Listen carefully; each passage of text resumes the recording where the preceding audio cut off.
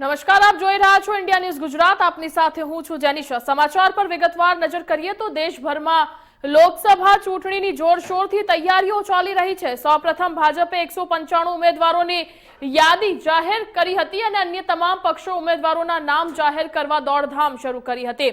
હવે ભાજપે બીજી યાદીની તૈયારીઓ શરૂ કરી છે। ત્યારે ભાજપે પ્રથમ યાદીમાં દિલ્હીની 7 બેઠકોમાંથી 5 બેઠકો પર ઉમેદવારોના નામ જાહેર કર્યા હતા।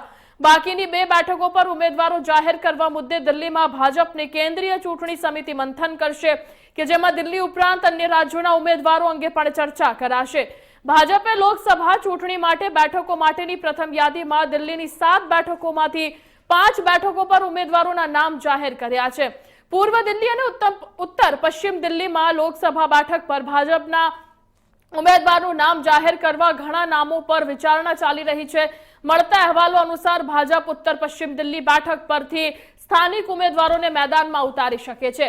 સર્વે બાદ ભાજપ ઉત્તર પશ્ચિમ લોકસભા બેઠકો પર સ્થાનિક ઉમેદવારોને મેદાનમાં ઉતારવા ઈચ્છી રહી છે કે જ્યારે પૂર્વ દિલ્હીમાંથી દિલ્હી એકમના અધ્યક્ષને મેદાનમાં ઉતારી શકે છે। હંસરાજ હંસ ઉત્તર પશ્ચિમ બેઠકના વર્તમાન સાંસદ છે, જો કે સર્વે મુજબ તેઓ વિસ્તારમાં ન દેખાતા હોવાથી લોકો રોષે ભરાયા છે। આ લોકલ નેતાનો દબદબો જોવા ઈચ્છી રહ્યા છે અને સૂત્રોના જણાવ્યા મુજબ દિલ્હીની બાકીની 2 બેઠક પર હાલ યોગેન્દ્ર ચંદોલિયા, કર્મસિંહ કર્મા અને દુષ્યંત ગૌતમનું નામ પણ રેસમાં ચાલી રહ્યું છે। દુષ્યંત ગૌતમ રાષ્ટ્રીય મહામંત્રી છે કે જ્યારે ચંદોલિયા દિલ્હી નગર નિગમમાં મેયર પણ રહી ચૂક્યા છે। તો કર્મસિંહ કર્મા દિલ્હી પ્રદેશ અનુસૂચિત જાતિ મોરચાના પ્રભારી છે। સૂત્રો મુજબ આ બેઠક પર બોલિવૂડના લોકપ્રિય અભિનેતા સોનુ સૂદનું નામ પણ આગળ ચાલી રહ્યું છે।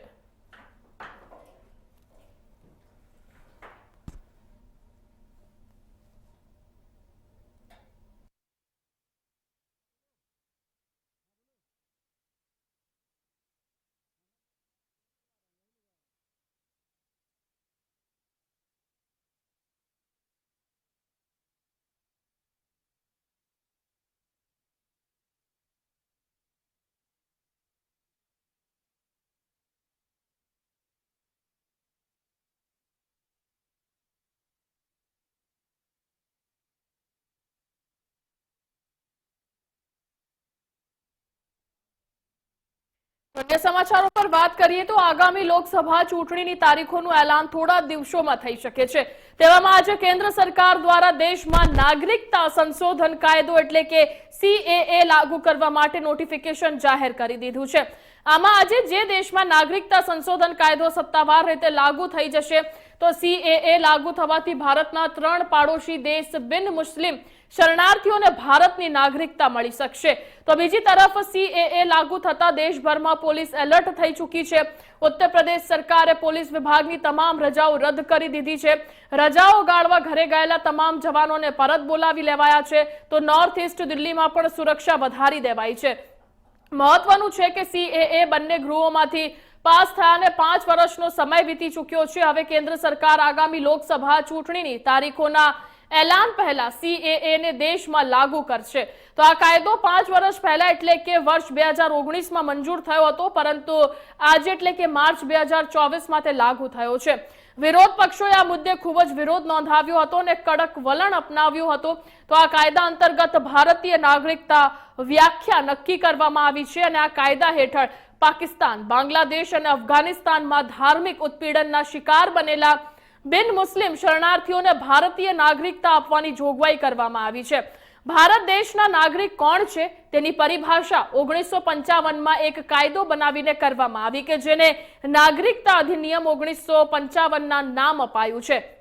મોદી સરકારે આ કાયદામાં સંશોધન કર્યું છે કે જેને નાગરિકતા સંશોધન બિલ 2016 નામ આપવામાં આવ્યું છે।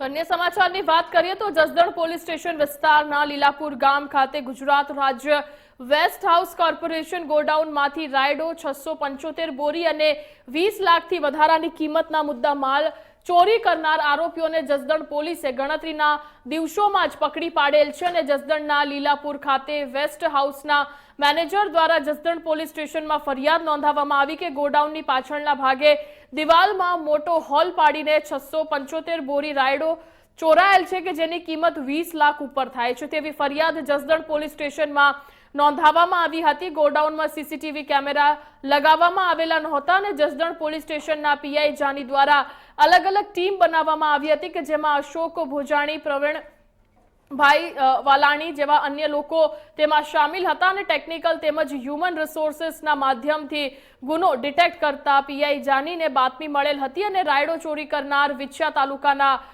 રહેવાસી હતા તે ગામના તસ્કરો હતા કે જે લોકોને ઝડપી પાડીને આગળની કાર્યવાહી હાથ ધરવામાં આવી છે।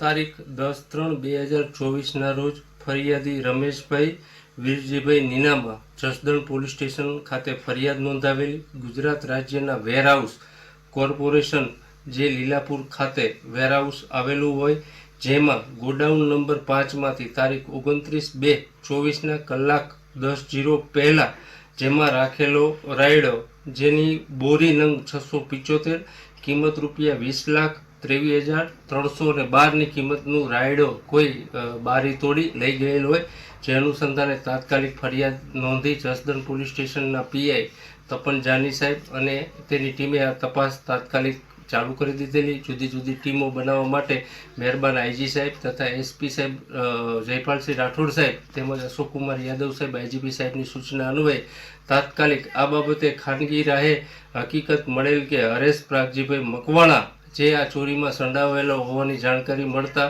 જેઓને હરેશભાઈ પ્રાગજીભાઈ મકવાણા, બીજો મેહુલભાઈ તથા ભરતભાઈ, ત્રીજો ધર્મેશ ઉર્ફે ધનાર આયદનભાઈ, અરવિંદભાઈ વગેરે 10 માણસો આ ચોરીના કામે અટક કરેલ છે જેમાં મુદ્દામાલમાં રાયડો બોરી નંગ 568 કિંમત ₹17,03,119, ઇકો કાર 2 4 લાખ તથા સુપર કાર બીજી 4 લાખ, મોબાઈલ નંગ 7 કિંમત ₹42,000 આમ કુલ ₹42,48,119 નો મુદ્દામાલ કબજે કરેલ છે। આમ ચોરી ટૂંકા ગાળામાં ડિટેક્ટ કરેલી હોય પીઆઈ જાની તથા અન્ય સમાચારની વાત કરીએ તો પાલનપુરના પૂર્વ ધારાસભ્ય કોંગ્રેસનો હાથ છોડી દીધો છે અને ભાજપમાં જોડાયા છે કે જેમાં સોમવારે કમલમમાં જઈને તેઓ પ્રદેશ પ્રમુખના હસ્તે કેસરીઓ ધારણ કરશે અને વિધિવત રીતે ભાજપમાં જોડાશે। તો લોકસભાની ચૂંટણીના પડઘમ વાગી રહ્યા છે ત્યારે બનાસકાંઠા જિલ્લામાં ભાજપ દ્વારા ઉમેદવારોની જાહેરાત કરાઈ છે પરંતુ કોંગ્રેસ પક્ષ હજુ સુધી પોતાના ઉમેદવાર જાહેર નથી કરી શક્યું કે ત્યાં કોંગ્રેસના દિગ્ગજ નેતાઓ એક બાદ એક રાજીનામા આપી ભાજપમાં જોડાઈ રહ્યા છે। તેમાં પાલનપુરના પૂર્વ ધારાસભ્ય કે જે 2 વખત પાલનપુરમાંથી કોંગ્રેસ સીટ પરથી વિજય થયેલા પૂર્વ ધારાસભ્ય મહેશ પટેલ કોંગ્રેસના સભ્યપદમાંથી રાજીનામું આપી ગાંધીનગર જઈને ભાજપમાં જોડાઈ કેસરીઓ ધારણ કરી લીધો છે ને આમ ચૂંટણી ટાણે જ એક બાજુ કોંગ્રેસના દિગ્ગજ નેતાઓ રાજીનામા આપી રહ્યા છે અને ભાજપમાં જોડાઈ રહ્યા છે તેથી કોંગ્રેસની મુસીબતમાં વધારો થઈ રહ્યો છે। તેમજ ધાનેરાના પૂર્વ ધારાસભ્ય જોઈતાભાઈ પટેલ પણ પાલનપુરના પૂર્વ ધારાસભ્ય રાજીનામું આપી દેતા રાજકારણ ગરમાયું છે।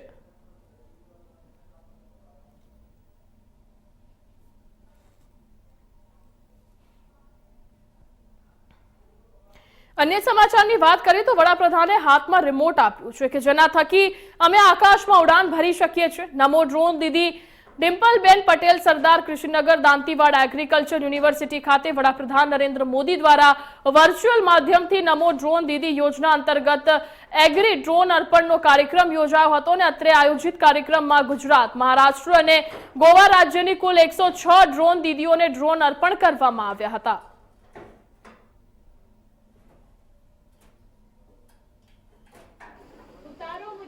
નમસ્તે, મારું નામ પટેલ ડિમ્પલબેન છે। હું મીઠીવાવડી ગામની વતની છું, તાલુકો જિલ્લો પાટણ। અમને અત્યારે એક નમો ડ્રોન દીદી યોજના અંતર્ગત એક ડ્રોન અર્પણ કરવાનો છે। આ ડ્રોનની અંદરથી અમને અમારી ખેતીમાં જેમ કે હું મારા ખેતરની અંદર જે ખેતી કરું છું જેમ કે વરિયાળી છે, જીરું છે, અજમો છે, એની અંદર આ ડ્રોનથી હું હવે દવા છાંટીને એનો ખૂબ ઉપયોગ લઈ શકીશ। માનનીય પ્રધાનમંત્રી સાહેબનો હું અહીંયાથી આભાર વ્યક્ત કરું છું કે અમારી જેવી જે બહેનો જે રસોડાની અથવા ઘરનો ઉમરો ઓળંગીને બહાર નહોતી આવી શકતી એ બહેનોની હાથમાં જે એક રિમોટ આપી દીધું છે ને રિમોટથી અમે આકાશમાં એક ઉડાન ભરી શકીએ છીએ અને અમારા સખી મંડળને પણ આમાં એમને સહયોગી કર્યું છે જેથી કરીને અમે અમારા સખી મંડળને પણ આનાથી આર્થિક સદ્ધરતા મેળવીશું। આ ડ્રોનની જ્યારે યોજના બહાર પાડવામાં આવી ત્યારે આ ડ્રોન ક્યાંથી મેળવવો એ બધી ઘણી બધી મારી અંદર મૂંઝવણ હતી ત્યારે GNFCના CRC વિંગ નાર્દેશ દ્વારા અમને ખૂબ સહાય મળી અને આની અંદરથી અમને ડ્રોન આપવામાં આવ્યો। નાર્દેશ દ્વારા મારી ટ્રેનિંગ પણ થઈ અને લાયસન્સ પણ આપવામાં આવ્યું પછી અમને આજે એક ડ્રોન અર્પણ કરવામાં આવશે। તો માનનીય મોદી સાહેબનો અહીંયાથી આભાર વ્યક્ત કરીશ કે અમને આવડી મોટી એક સિદ્ધિ હાંસલ કરવા માટે અમને સહભાગી બન્યા અને અમારી આર્થિક સદ્ધરતા કેમ વધે એના માટે અમારી ચિંતા કરી અને અમારી જેવી બહેનોને આની તાલીમ આપી અને આર્થિક સદ્ધરતા કર્યા માટે ખૂબ ખૂબ ધન્યવાદ મોદી સાહેબનો આ સ્ટેજ ઉપરથી હું કરવા માગું છું। સ્ત્રી સશક્તિકરણ માટે જે બચ્યા છે કે 3 કરોડ લખપતિ દીદીઓનો લક્ષ્યાંક અને ડ્રોન તો આપણો ભૂતકાળ હતો કે ડ્રોન એટલે શું। મારે દેશના પ્રધાનમંત્રીને ધન્યવાદ અને અભિનંદન આપવા છે કે મિત્રો સમગ્ર આખા ઝોનમાં દેશમાં આવા 10 કાર્યક્રમો છે એ પૈકીના મહારાષ્ટ્ર, ગોવા અને ગુજરાત આ 3 ઝોનનો કાર્યક્રમ દાંતીવાડા કૃષિ યુનિવર્સિટી ખાતે 106 દીદીઓ માટે રાખ્યો જેમાંથી 60 ગુજરાતની, મહારાષ્ટ્ર અને ગોવામાંથી 46 અને આ દીદીઓ જ્યારે અમને સર્ટિફિકેટ આપવામાં આવ્યા જુદા જુદા માધ્યમથી જુદા જુદા ટ્રેનિંગ આપી GNFC હોય, GSFC હોય, IFFCO હોય ત્યાં બધાના માધ્યમથી ત્યારે જે એમનો ઉત્સાહ અને આનંદ અહીં જ્યારે ડ્રોનનું પૂજન પણ મિત્રો કરવામાં આવ્યું અહીં બધા ખેડૂત મિત્રો જ્યારે બેઠા હતો ત્યારે કૃષિ માટે અમારી દીકરીઓને મહેનત કરવાની છે, કૃષિ માટે તમને મદદ કરવાની છે, તમને ટ્રેન કરવાના છે। કૃષિમાં ખાતરનો છંટકાવ હોય, જંતુનાશક દવાઓનો છંટકાવ હોય, આવા જુદા જુદા અનેક પાસા ક્યાંય આપણને અસર ન થાય અને ઓછા ખર્ચે સારું કામ કરી શકે એના માટેનો આ મિત્રો નવો ટેકનોલોજી લાવી છે। મોડાસામાં કોંગ્રેસ દ્વારા ઉજવણી કરવામાં આવી કે જેમાં સાબર ડેરીના કોંગ્રેસના પૂર્વ ધારાસભ્ય જશુભાઈ પટેલ વિજય બનતા ઉજવણી કરવામાં આવી। મોડાસા 4 રસ્તા ખાતે ફટાકડા ફોડીને લોકોએ પોતાની ઉત્સાહ વ્યક્ત કર્યો હતો। 16 બેઠકો પૈકી 15 બેઠકો બિનહરીફ થયા બાદ એક બેઠક માટે આ ચૂંટણી યોજાઈ હતી। તો ચૂંટણી નિયામક મંડળની ચૂંટણીમાં ડિરેક્ટર પદે કોંગ્રેસના જશુ પટેલની જીત થતા હોદ્દેદારો અને કાર્યકરોમાં ઉત્સાહનો માહોલ જોવા મળ્યો હતો। સાબરકાંઠા જિલ્લા દૂધ ઉત્પાદક સંઘ સાબર ડેરીની નિયામક મંડળની ચૂંટણી ગુજરાત સરકારની હિટલરશાહી ભારતીય જનતા પાર્ટીની હિટલરશાહીની વચ્ચે 15 બેઠક તાક ધમકી અને ઈડી અને CBI જેવી સંસ્થાઓનો દુરુપયોગ કરીને GSTનો દુરુપયોગ કરીને 15 બેઠકો બિનહરીફ કરી ત્યારે મને પણ ધમકી મળી હતી ખેંચી લ્યો, કેસ પહેરી લ્યો પણ મેં એક જ જવાબ આપ્યો હતો હું હાર પસંદ કરીશ પણ આ કેસ પહેરવાનું ક્યારે સાબરડેરીની ચૂંટણીમાં 2 જિલ્લા સાબરકાંઠા જિલ્લો અને અરવલ્લી જિલ્લાના મતોથી આ ચૂંટણી થઈ એમાં દૂધ ઉત્પાદકોની લાગણી માગણી જ્યારે મારા તરફી એમની લાગણી હતી બોલો અરવલ્લી અને સાબરકાંઠા જિલ્લાની જીવાદોરી સમાન સાબર ડેરી જેના ઉપર પશુપાલકો હંમેશા બહુ મોટી આશાઓ લઈને બેસતા હોય છે એવી આ ડેરીની નિયામક મંડળની ચૂંટણી ગત રોજ જે યોજાઈ એની અંદર આપ જાણો છો કે ભારતીય જનતા પાર્ટી શ્યામ ન્યાયને દંડ દરેક પ્રકારની સત્તાનો દુરુપયોગ કરીને 15 જણાને બિનહરીફ કર્યા। અમારા નેતા જશુભાઈ પટેલ જે બાયટા પૂર્વ ધારાસભ્ય છે અને હર હંમેશ સહકારની અંદર આગળ પડતા છે એઓ ગઈ વખત પણ ડિરેક્ટર તરીકે ચૂંટાયા હતા। આ વખતે એમના ઉપર જે પ્રકારે ભારતીય જનતા પાર્ટીએ જે જોમ કર્યો છતાંય પણ એ ડગ્યા નહીં અને તાપી જિલ્લાના સોનગઢ તાલુકાના માંડલ હાઈસ્કૂલની વિદ્યાર્થીનીઓ ધોરણ 12 બોર્ડની પરીક્ષા આપવા માટે વ્યારા સેન્ટર પર જઈ રહ્યા હતા ત્યારે પિકઅપ વાન અને ડમ્પર વચ્ચે અકસ્માત સર્જાતા એક વિદ્યાર્થીને સામાન્ય ઈજા પહોંચતા તેમને સારવાર માટે વ્યારા સિવિલ હોસ્પિટલ ખાતે ખસેડવામાં આવ્યા હતા કે જેમાં 15 થી વધુ વિદ્યાર્થીનીઓ આજથી શરૂ થયેલ બોર્ડની એક્ઝામ આપવા માટે જઈ રહી હતી ત્યારે રસ્તામાં તેઓને અકસ્માત નડ્યો હતો।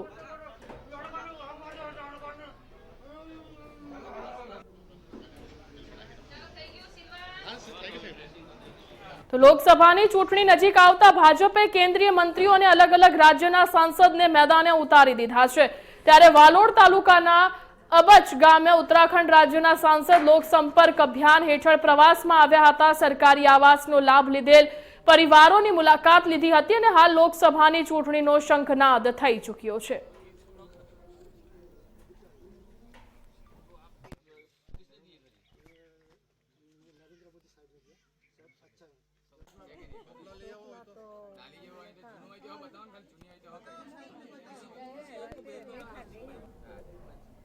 તો જૂનાગઢમાં મૌલાના દ્વારા ભડકાઉ ભાષણનો મામલો સામે આવ્યો કે જેના પર પોલીસ દ્વારા કોર્ટમાં રિવિઝન અરજી કરવામાં આવી છે। નીચલી કોર્ટે આપેલા જામીન અંગે સેશન્સ કોર્ટમાં અરજી કરવામાં આવી છે અને રિવિઝન મુદ્દે મૌલાના સલમાન અઝહરીને રજૂ કરવામાં આવ્યો હતો।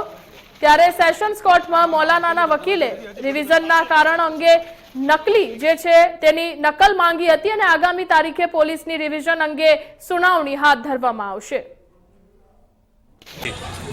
હું શકીલ શેખ એડવોકેટ જુનાગઢ આજરોજ મૌલાના મુફ્તી સલમાન અઝહરી સામે સરકારે જે એમને જામીન મળેલા છે નીચલી કોર્ટમાંથી એ જામીનની સામે નારાજ થઈ અને એડિશનલ ડિસ્ટ્રિક્ટ કોર્ટમાં CRPC 397 અને 399ની જે રિવિઝન અરજી દાખલ કરેલી છે જે રિવિઝન અરજીમાં આજે પ્રથમ ડેટ હતી એમાં મૌલાના સાહેબને આજે નામદાર ઠક્કર મેડમની કોર્ટમાં સવારે રજૂ કરવામાં આવેલા હતા અને એ રજૂ કર્યા ત્યારે અમે લોકોએ મૌલાના તરફથી એમને ડિફેન્ડ કરવા માટે વકીલાતનામું રજૂ કર્યું અને જે રિવિઝન અરજી છે એની તમામ નકલો પ્રોવાઈડ અમને કરે એવી નામદાર કોર્ટ સમક્ષ ડિમાન્ડ કરતા નામદાર કોર્ટે અમને નકલ પ્રોવાઈડ કરવાનું કીધેલું છે। હવે નકલ મળ્યા બાદ એમાં ડેટ પડશે એટલે આગામી ડેટમાં આ રિવિઝન અરજીની સુનાવણી થશે। તો લોકસભા પહેલા ભાજપમાં ભરતી મેળો યોજાઈ રહ્યો છે। માણાવદર પૂર્વ ધારાસભ્ય અરવિંદ લાડાણી 14 તારીખે ભાજપમાં જોડાશે। થોડા દિવસો પહેલા જ કોંગ્રેસ ધારાસભ્ય તરીકે તેઓ રાજીનામું આપી ચૂક્યા છે।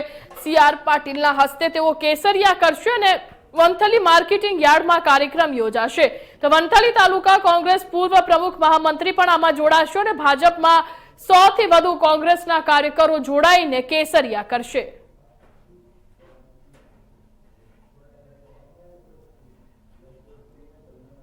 તો આ હતા અત્યાર સુધીના મુખ્ય સમાચાર। વધુ સમાચારને અપડેટ માટે જોતા રહો ઇન્ડિયા ન્યૂઝ ગુજરાત। નમસ્કાર।